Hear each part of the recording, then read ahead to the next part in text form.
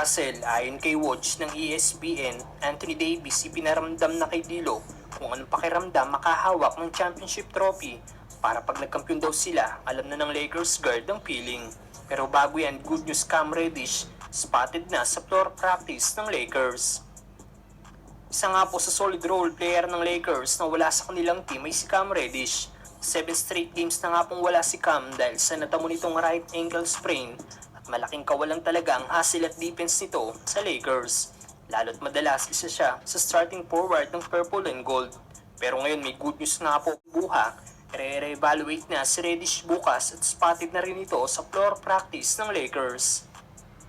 Magandang boost ito sa Lakers kung makakabalik na kagad si Cam Reddish dahil mapupunan nito ang hassle ni Vanderbilt na kulang isang buwan mawawala dahil sa natamo rin nitong injury. Samantalang good news, D'Lo hindi na ite-trade ng Lakers ayon kay Woj ng ESPN. Davis nadulas din sa sinabi.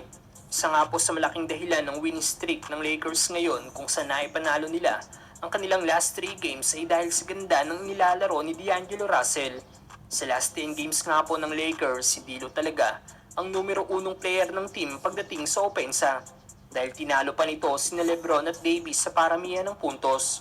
May 230 points si D'Lo samantalang 206 points lang ang kay LBJ at 178 points naman para kay Davis. Maging sa dami ng assists ay lamang si D'Lo na may 68 assists, 64 kay LeBron at 58 kay Austin Reeves. Malayo din ang agwat ng 3 points made ni D'Lo sa last 10 games dahil may 41 3-point made si D'Lo samantalang 22 lang kay Reeves at 16 3-pointer naman ng kay LBJ. Kaya naman maraming Lakers fans nga pong nanghihinayang kung matetrade talaga si D'Angelo Russell dahil sa ganda ng nilalaro nito ngayon. At ngayon wala na nga pong isang araw at matatapos na ang trade deadline at hindi pa rin natetrade si D'Angelo Russell. Ibinunyag rin ngayon ni Woj ng ESPN na hindi na daw ite-trade ng Lakers si D'Lo dahil sa ganda ng nilalaro nito ngayon. LA, their calculus has changed here in recent weeks with the reemergence of D'Angelo Russell. 3 weeks ago talagang hinahanapan daw ng trade deal ng Lakers si D'Lo pero hindi na daw ito ang kaso ngayon. At umaasa na lang ang Lakers na makabalik na kagad sina Cam Reddish at Gabe Vincent. I think here's what the Lakers are hoping, that they can get Cam Reddish back here relatively soon. Gabe Vincent.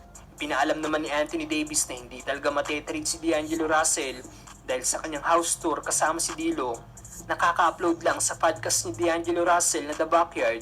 Pinahawak ni Anthony Davis sa Lakers guard ang kanilang championship trophy noong 2020 at ipinaramdam dito kung anong feel ng isang championship trophy. Dagdag pa ni AD para alam na daw ni D'Lo ang pakiramdam pag nanalo sila ng kampyonato. Sa sinabi niyang go ahead, so you see how that MF feels. So when we going around you. Go ahead so you can see how that